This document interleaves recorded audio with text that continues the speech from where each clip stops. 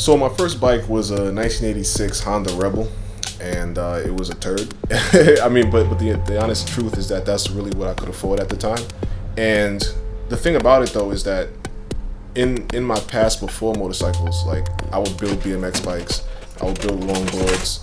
I was a tinkerer, you know, so getting a motorcycle was just a motorcycle that needed work was just the next step. It's not like I had the money to bring it to a mechanic. I just had to get down and dirty myself. When you have the internet by your side, you have YouTube, you have forums, you have shot manual that tells you literally step by step how to do this, then you can afford to be fearless, you know.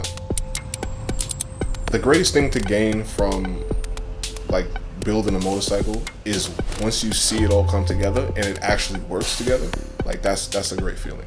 Like I remember when I was putting together the K100 and I finally completed the front end, like the GSXR forks, the SV1000 like rotors, like late model GSXR calipers, and like, you know, some wheels from R1100. And like I put it all together and it just worked. You know, all those little things when it just comes together, like that last stretch of building a bike, it's magic. There's a lot of little, like, I would say dead zones in New York City where you can't take a train or you can't take a bus to. So you jump on your motorcycle and it's like, it's the most nimble option to, you know, get somewhere, just kind of, you know, go down the wrong way to the street, you know, kind of hooligan around a little bit. Even like the areas that I've been to, like, you know, often, it's just like, you know, you find these little side streets and you have a reason to go down them because you get down there so quick. Or you can get out of there so quick if you have to.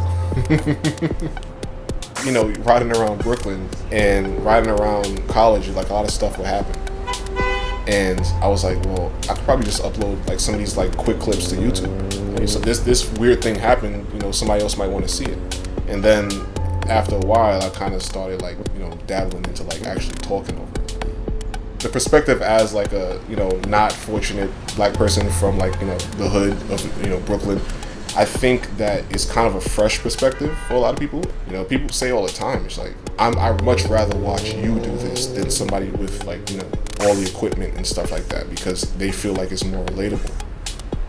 As I put out my content, I put myself out there, you know, it kind of helped their perception of someone that they might not necessarily interact with in day-to-day life. Just to contextualize the fact that for someone who, you know, really likes me, they really like what I do, they really like how I do things, but they don't like Black Lives Matter. I might not necessarily put that at the forefront, but I do go through these things.